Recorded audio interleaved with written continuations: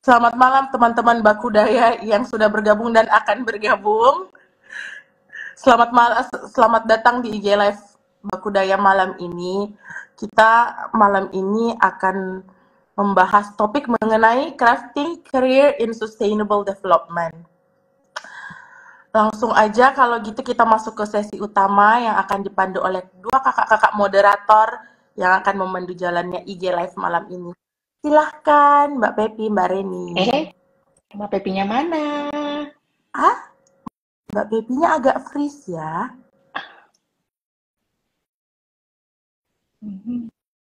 Tapi masih ada ya? Masih ada.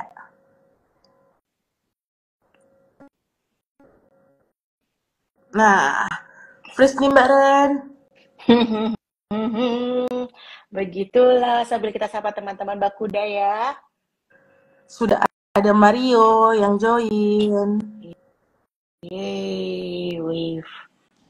Mbak Pepi sudah kembali. Selamat datang kembali. Ya, ini kenapa tiba-tiba aku hilang? Oke. Baik. Silakan. Sudah aku serahkan kepada Mbak Pepi dan Mbak Reni tadi. Ya, tadi katanya sudah mengirimkan invitation ke Mbak Mita? Sudah, Mbak Mita. Oke. Baik.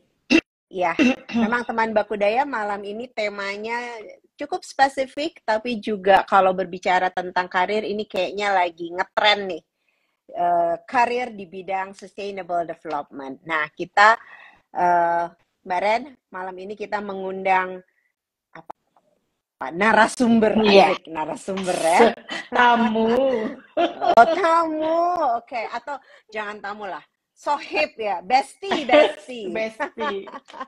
Bestinya Bakudaya yang tidak lain adalah teman Bakudaya juga ya.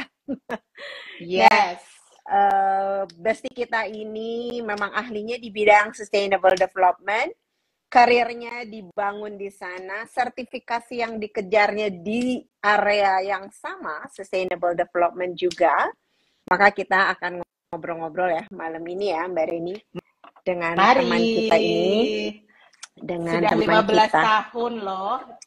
Yes. Sustainable development.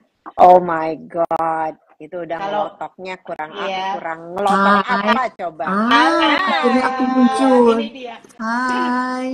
Selamat malam Mbak Mita. Alhamdulillah. Hai. Suara aku ada nggak sih? Ada. Terdengar. Oh, oke. Purna. Cakep banget Mbak Mita. Kece-nya. Iya dong. Badai. Kece sekali malam ini. Aku mau pakai filter biar cantik. Boleh dong. Coba senyum cantik dulu, kita foto dulu dong. Senyum cantik semuanya. 1, 2, 3. Bentar, breaking up. 1, 2, 3. Alright. Udah. Oke. Oke. Silakan. Kita belum ngapa-ngapain udah foto dulu. Emang ya, kelakuan ya. Kakak Mita, kamu kece sekali malam ini. Thank you banget sudah datang. Teman Bakudaya ingin sekali mendengar. Karena kita kan, sekarang ini kan lagi ngetren banget ya. Sustainability, orang tuh ngomong sustainability gitu ya. Kemudian ada lagi ESG, apa sih itu sustainability, apa sih itu ESG, apa sih itu sustainable development, terus kemudian orang pengen tahu juga, ini karir kalau di bidang sustainable development itu kayak gimana sih?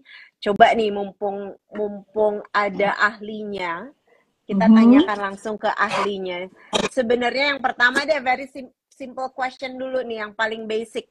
Apa sih sustainable development? Apa sih sustainability itu gitu? Coba dong, tolong dong diceritakan Kakak Mita. Oke, makasih. Halo semuanya, selamat malam. Makasih banyak. Jadi kok sekarang kayaknya banyak banget ya. Ada sustainable development, ada sustainability. Terus yang terakhir yang paling seksi banget itu namanya ESG ya, ESG. Teman pasti para penggiat, pencari kerja. Kalau ngebuka ada sosial media itu paling banyak dicari gitu ya. ESG gitu, lowongan kerja terbanyak gitu ESG. Kalau sustainable development paling sederhananya sustainable development itu sebenarnya adalah caranya. Jadi apa bedanya sama sustainability? Kalau sustainability itu tujuan akhirnya itu sustainability. Itu yang ingin dicapai. Jadi semuanya ingin mencapai sustainability gitu, keberlanjutannya. Itu bahasa Indonesianya, translasinya gitu. Kemudian seperti apa definisinya? Itu kan bahasa tingginya. Lalu kalau dianggap sudah mencapai, nah kemudian ini kan pada ahli-ahli yang menetapkan KPI kita ini udah Desember, biasanya udah mulai nih ngumpulin indikatornya apa sih dianggap sukses gitu ya. Oke, sustainability dianggap sudah tercapai apabila gitu ya. Ini ahli-ahlinya kakak-kakak kita apabila gitu. Nah, itu sebenarnya memang bisa sektoral, bisa sangat spesifik, tapi sederhananya apabila sustainability itu terutama kalau ini kan dikerucutin ke bisnis ya. Nah, bisnisnya tentu aja harus menghasilkan keuntungan ya, profit financially. Secara finansial harus baik. Karena bukan badan amil zakat aja secara finansial harus baik ya. Kalau badan amil zakatnya itu merugi, tentu juga tidak akan berjalan organisasinya. Nah, secara finansial harus baik, kemudian memberikan manfaat. Jadi ketika bisnis yang lama itu kan bukan value creation ya, tapi profit creation. Kalau ini value, nah value creation dari bisnis itulah yang didapat dari sustainable development. Jadi value-nya itu finansial, value secara aspek ekonomi, value kemanfaatan dalam people. Jadi SDM-nya juga mendapatkan nilai. SDM-nya sehat, SDM-nya berdaya, marketable employee-nya juga bukan employee yang brain drain, rotten, yang kayu kering gitu ya. Tapi employee-nya itu juga marketable dalam artian ketika employee-nya itu tidak lagi kemudian beraktivitas atau apa bahasa cantiknya ya, atau di tempat itu atau menjalani lagi bertugas di sana adalah menjadi employee yang tetap kompetitif di tempat lain. Nah, gitu, kan gitu ya, employee-nya seperti itu. Kemudian employee-nya juga mempunyai keahlian dan bahkan mungkin employee-nya jadi ya sekarang I'm X something gitu ya, X something, gila keren tuh gitu. Nah, itu kan sesuatu yang jadi talenta yang dicari gitu. Nah, dan kehadiran si organisasi ini atau perusahaan itu adalah kehadiran yang juga memberikan manfaat bagi tetangganya. Tetangganya itu baik tetangganya usaha yang lain atau tetangganya masyarakat. Itu adalah sustainable development. Jadi value creation itu adalah sustainability. Jadi kondisinya tuh kondisi yang baik untuk semua. Kalau manusia nih ketika ada Mbak Kiki di suatu kondisi yang lesu gitu, ketika Mbak Kiki hadir, langsung suasana jadi ceria. That's sustainable. Itulah ya bahasa sederhananya gitu. Gila nih, begitu Mbak Kiki datang kayak jadi menyenangkan, memberikan gairah, bahagia orang. Nah, itu kalau perusahaan juga gitu. Perusahaan itu hadir, maka yang lainnya juga kecipratan enak. Nah, tadi nanyanya Pak ESG ya, sekaliannya dijawab. Karena bedanya apa dengan sustainable development dengan ESG? Sustainable development itu kalau kita main puzzle, puzzle-nya tersusun rapi jadi suatu bentuk, itulah bentuknya sustainability gitu ya. Kemudian kan tergantung tuh organisasi bisnisnya apa. Nah, kemudian kepingan-kepingan itu ada satu kepingan yang hanya ngelihat nih, kalau saya bilang kan ini kacamata nih, nah sepuh ya. Kacamata sepuh plus seumur. Nah, kacamata sepuh ini ngelihat lensa. Nah, lensa ini yang dipakai adalah ketika baiklah. Kemudian sustainable development atau dari kacamata yang tadi, dari 3 aspek itu yang saling berkelindan, dari aspek finansial, sosial atau finansial dari people-nya, kemudian dari ekologinya, ekosistemnya, kemudian dipakai kacamata investor. Investment ya, investor. Nah, ketika yang pakai kacamata investor, maka yang dilihat itu adalah ESG atau Environment, Social, and Governance. Jadi dilihat gini, saya kan investor, ketika saya mau menanamkan uang saya, kapital saya, nggak mau dong menanamkan uang saya itu di suatu perusahaan yang kemudian perusahaannya itu bangkrut. Perusahaan bangkrut itu tidak hanya karena salah strategi bisnis atau marketing gitu ya, atau nggak kompetitif karena produknya gitu. Tapi kita sadari juga banyak juga karena hal-hal lain gitu, hal-hal social license keberadaannya nggak diterima gitu. Keberadaannya nggak diterima karena dalam menjalankan usahanya dia tidak menggunakan tata kelola yang baik, apakah secara internal atau fraud, melaksanakan hal-hal yang secara etika nggak baik seperti itu. Akhirnya kan banyak musuhnya ya. Orang kita manusia, nggak baik, nggak ramah, kemudian melakukan hal-hal yang menyakiti orang, kan nggak banyak diterima, banyak musuhnya, akhirnya nggak punya banyak teman. Nah ya udah gitu. Akhirnya investasinya kan jadi nggak berbalik. Nah investor itu seperti itu. Jadi kalau ESG itu selalu tentang uang. Uang saya balik apa enggak? Tapi dilihat pakai kacamata environment, sosial, dan governance. Kalau sustainable development tidak tentang uang, tidak tentang investasinya balik apa enggak. Itu intinya. Jadi beda. ESG itu harus mempersepsikan, oh saya pemodal, I'm angel investor, Ventura, siapa yang terkenal itu yang di TV-TV itu, yang kita presentasi nih, saya punya ini gitu kan, kayak startup gitu. Itu sih. Oke, baik. Oke. Semoga menjawab. Ya. Nah, terus seringkali tuh suka dikait-kaitkan dengan CSR. Apa lagi tuh perbedaannya atau kaitannya kayak gimana tuh, Kak? Beda singkatannya dulu, beda singkatannya. Beda singkatan. Dipanjangin aja dulu ya. CSR, C-nya tuh corporate, S-nya sosial, R-nya responsibility gitu ya. Jadi kalau CSR atau CSR gitu, yang utama secara itu ada sebenarnya nggak pakai C, jadi lebih kepada SR-nya, social responsibility. Nah, social responsibility itu ada ISO-nya. Pasti teman-teman udah biasa ya kalau dengerin ISO. ISO kan ada. Nah, ISO tuh biasa banget. Nah, ISO yang kita kenal itu sistem manajemen pakai sertifikasi ya, disertifikasi gitu kan. Jadi wajib certified. Untuk social responsibility kan itu tanggung jawab. Bedanya apa sama ISO berapa nih? 9.000, 37.000 yang corruption ya kan? Tata kelola, risk management itu disertified gitu karena wajib ya, mandatory.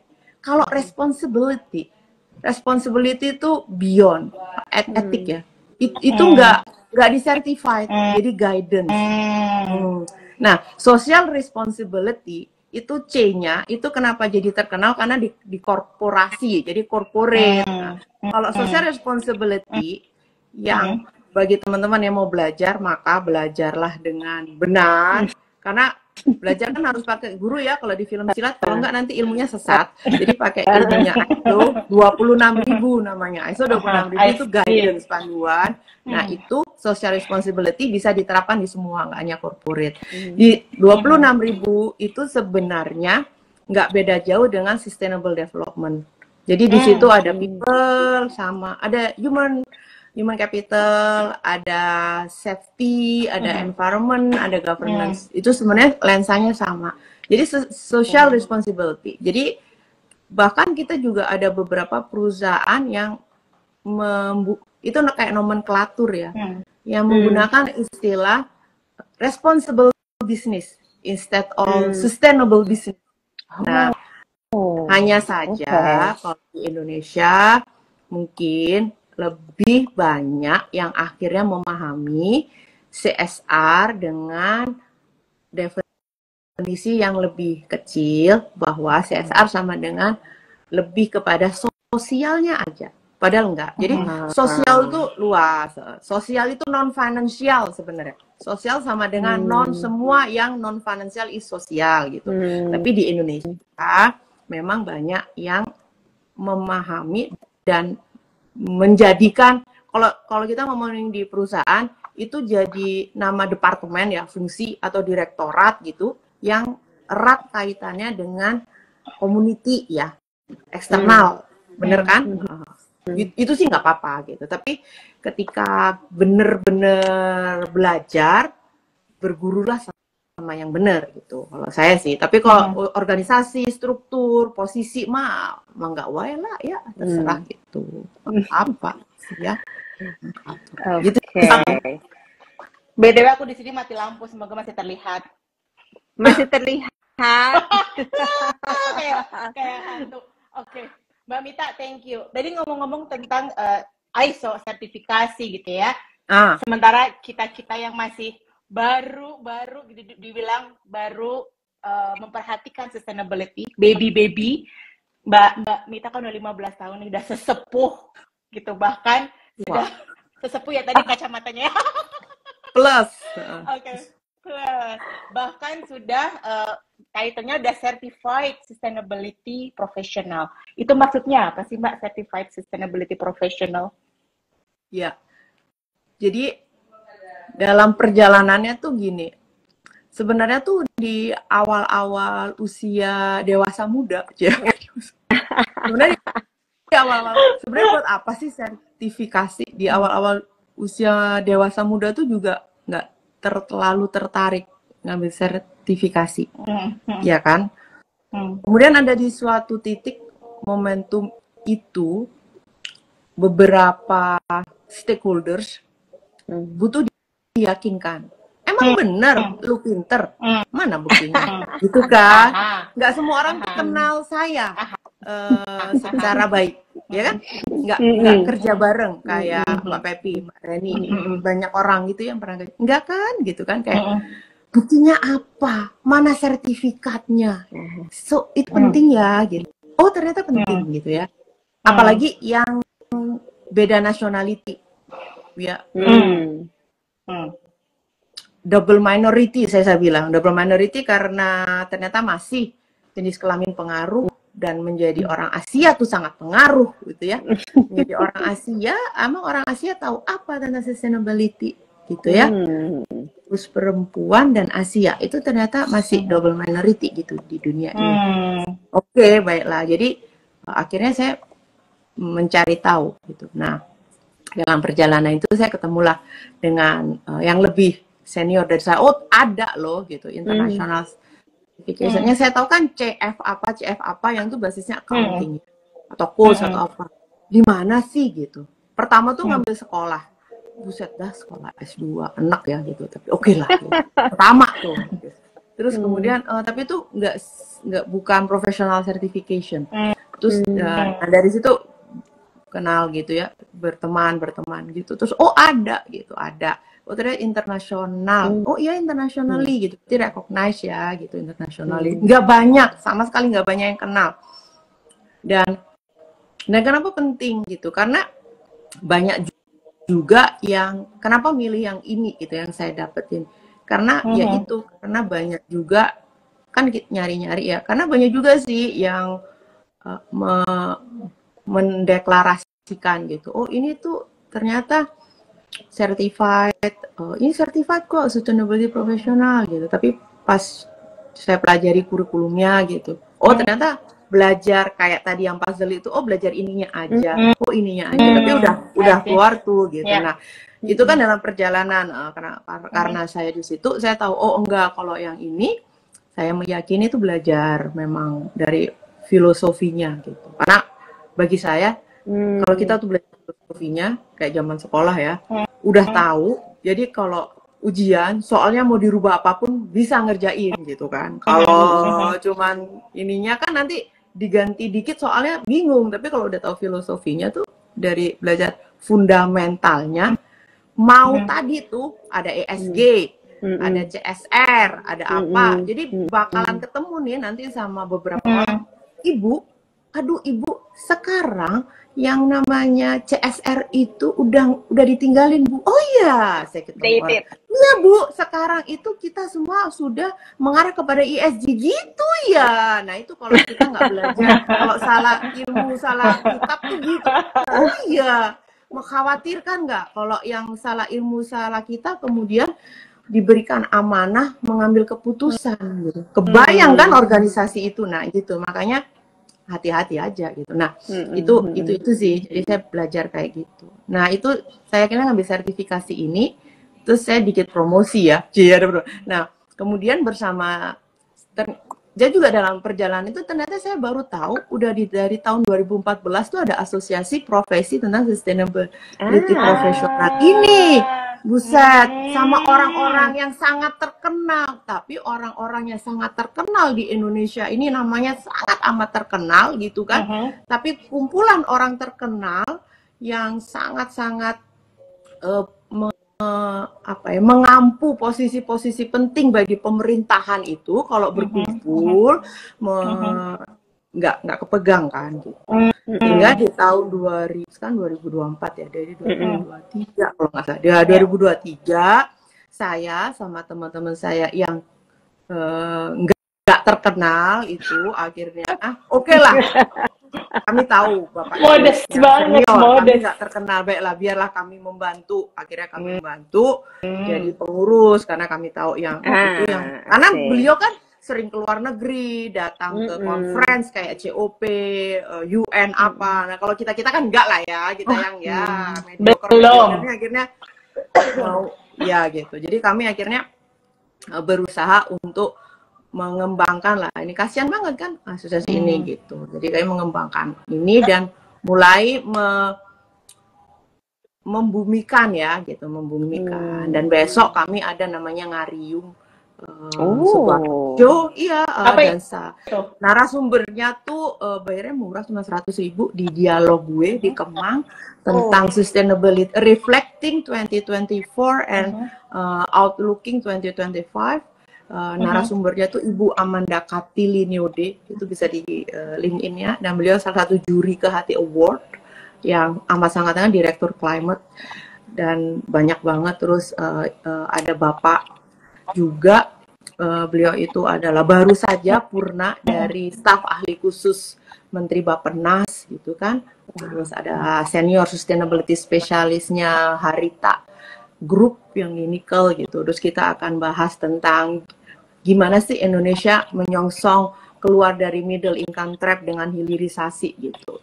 Nah itu yang dibahas tuh tiap bulan bahas yang kayak gitu, dan di sana kita bebas dan ada workshop di situ juga kami akan ada juga sesi yang tadi kalau mau sertifikasi gimana caranya.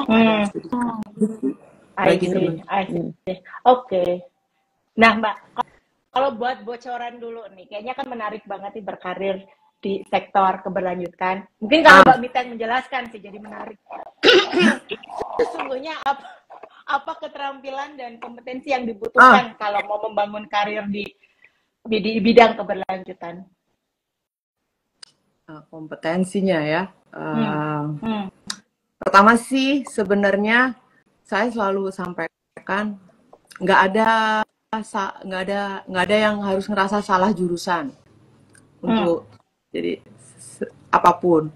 Kan tadi sustainable development itu lensanya yang dipakai. Jadi kemampuan yang utama itu sebenarnya yang diperlukan itu kan sustainable itu adalah multidisiplin. Itu adalah multidisiplin ilmu yang dimiliki utamanya lebih kemampuan untuk tidak fanatik ya. Kalau itu jurusan apa ya? Nggak ada itu. Di Indonesia sayangnya saya nggak tahu nih. Saya udah lama nggak ke kampus ya. Kalau bisa sih ya kita terbuka. Jadi itu kalau saya nggak tahu ya. Kalau di kampus yang lama sih belum ada. Semoga sekarang udah ada. Jadi kayak kemampuan kita kayak system thinking. Ya. Analisa ya. Kalau sistem ini tuh kayak bilang. Jadi udah mulai dalam itu kompetensinya kayak gitu. Nah, kemudian sebenarnya apa sih benar ya kalau memang tidak bisa agak sulit, tapi agak orang jadi bilang kecenderungannya subjektif, tapi emang iya kalau teman-teman yang backgroundnya environment, hidupnya akan lebih mudah.